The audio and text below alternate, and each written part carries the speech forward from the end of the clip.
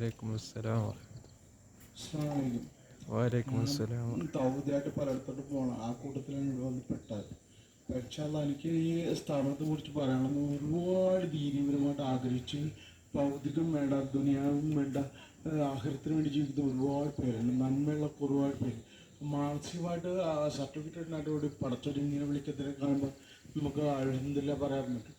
കാരണം ഞാൻ ജനിച്ചതേ എത്തിയമായിട്ടാണ്.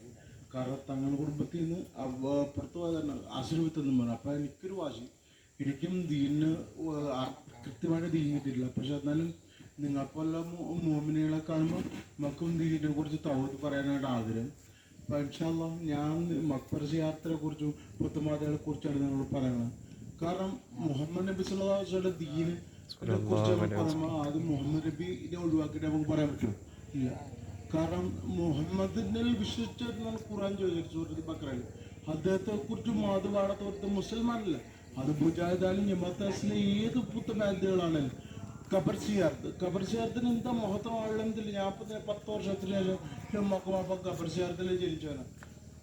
ഉച്ചരിപ്പാൻ പേരുമാണ് അദ്ദേഹത്തെ അങ്ങനെ പറയാൻ പറയാം. താജുദ്ദീൻ അദ്ദേഹത്തിന്റെ ഖബർ എന്ന കേരളം പോലെ വിശാലമാക്കി കൊടുത്തേക്കാണ് അദ്ദേഹത്തിന്റെ നാട്. സലാല എന്ന് പറയും.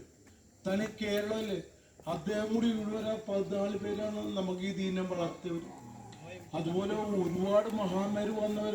നമ്മളിന്ന് മുസ്ലിം ആയിട്ടുണ്ടോ അതിന് വാക്കത്തെടുത്തല്ല വളർത്ത് വെട്ടണ കാലഘട്ടത്തിൽ അവർ ദീൻ വളർത്തല് അവരൊക്കെ ഇപ്പൊ നമ്മുടെ ഓരോ പണകട കുടുംബങ്ങൾ, അതുപോലെ ഞങ്ങളുടെ തങ്ങൾ കുടുംബം അതിൽ 1980 ജീവിച്ച ഒരു വിഭാഗം അത് ഏത് തല സൈനോ കഷ്ടപ്പെട്ടാണ് കപിലൊക്കെ നോക്കിയിട്ട് നടന്നില്ല. പക്ഷേ പടച്ചോ തന്ന അനുഗ്രഹത്തിൽ ഞാൻ ഈ ദുനിയാവിൽ ജീവിക്കുന്നു മരിക്കുന്നു. ഇത് കണ്ടില്ലേ, എൻ്റെ നട്ടല് വരെ ആടന്നു 33-ാമത്തെ വയസ്സിലിട്ട് കാല് തളർന്നു. എന്നിട്ട് അല്ലംതില്ല പടച്ചോന്നെ എനിക്ക് ഒരു വട്ടം കൂടി തളർന്നു, നാക്ക് അടക്കം തളർന്ന്. എന്നാലും മഹാമാരി പൊരുത്തം അനുസരിച്ച് ഞാൻ ഇപ്പോഴും ജീവിച്ചോണ്ടിരിക്കുമ്പോൾ ഇപ്പം ഞാൻ ഇവിടെ സ്വർഗത്തിലാന്നേ പറയുള്ളൂ. കാരണം എനിക്ക് അള്ളാഹുവിനെ വിളിക്കൽ മാത്രമേ ഇവിടെ ജോലിയുള്ളൂ. ബാക്കി എനിക്കുള്ള ഭക്ഷണം കൃത്യമായിട്ട് തരുന്നത്. അതിന് ഈ സ്ഥാപനം തുടങ്ങി വെച്ച ബഷീർ ഭായ് സ്ഥാപനമായിട്ട് നമ്മൾ ദുആ ചെയ്യുക ഇൻഷാ അല്ലാഹ്. അസ്സലാമു അലൈക്കും.